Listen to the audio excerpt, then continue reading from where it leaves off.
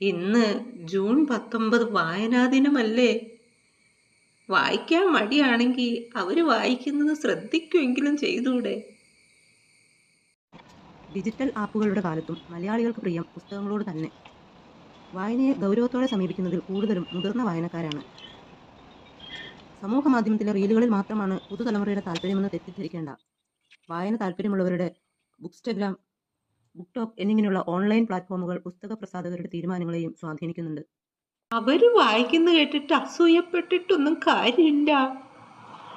എന്തെങ്കിലുമൊക്കെ പുസ്തകങ്ങൾ വായിക്കണം. കേട്ടിട്ടില്ലേ? വായിക്കുന്നവൻ വളരും, വായിക്കാത്തവൻ വളയും. ഞാനും വായിക്കാറൊക്കെ ഉണ്ട്. എനിക്കറിയാം ഇന്ന് വായനാ ദിനമാണ്.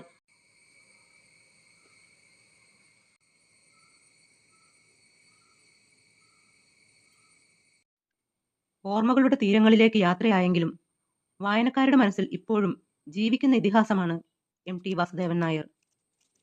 1958 തന്റെ 24-ാം വയസ്സിൽ MT എഴുതിയ നോവൽ നാലുകെട്ട്.